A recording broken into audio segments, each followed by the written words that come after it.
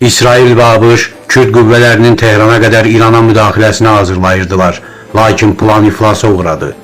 İsrailin 12-ci kanalının məlumatına görə, müharibənin ilk günlərində 10 minlərlə silahlı Kürd döyüşçüsü ABŞ və İsrail aviasiyasının dəstəyi ilə İraqdan sərhəddi keçməli idi. Onlar İranın daxilindəki Kürd döyüşçüləri ilə birləşməli, onları silahla təmin etməli, rejim qüvvələrini zəiflətməli və İranda kütləvi etirazların yenidən başlanmasına kömək etməli idilər.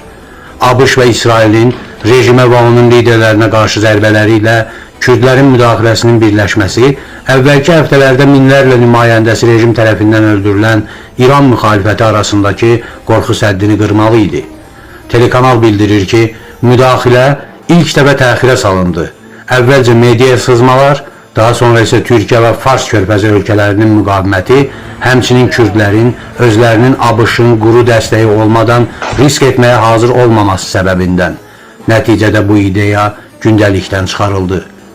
İraq və Suriyadakı Kürd birləşmələrinin İrana sızması ilə bağlı planının alt-üst olmasının səbəbindən biri xüsusilə gizli, çox qısa müddətdə gerçəkləşdirilən sui-qəsd əməliyyatları da oldu. İraq mediasında yer alan xəbərlərə görə, ABŞ və İsrail Suriya, İraq, habelə Türkiyədən Suriyaya keçmiş Kürd terrorçularından ibarət 43 min nəfərlik korpusun İrana keçidi, orada İranın Qərbi Azərbaycan ostanında Maku, Sulduz, Xoy, Ərdəbil şəhərləri yaxınlığında əməliyyatlara başlaması üçün koalisiya qurmuşdular.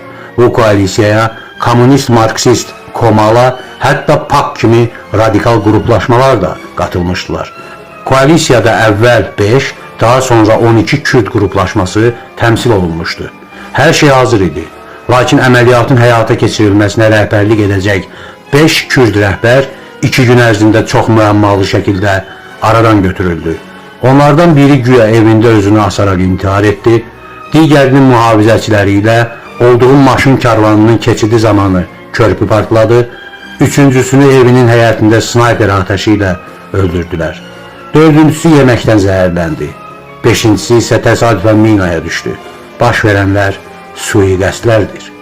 İlkin məlumatlara görə həmin sui-qəsdlərə ABŞ və İsrailin Kürd koalisiyası formalaşmasından sonra İraq Kürdistanına gələn, özünü Kürd general kimi təqdim edən və buna hər kəsi inandıra bilən şəxs rəhbərlik edib. Həmin şəxs artıq İraqı tərk edib. Onun kimliyi bilinmir. Bilinən budur ki, haqqında bəhs edilən şəxs həddən ziyadə yüksək səviyyəli peşəkar, unikal bacarığa malik, super profesional olub. İraq mediası yazır.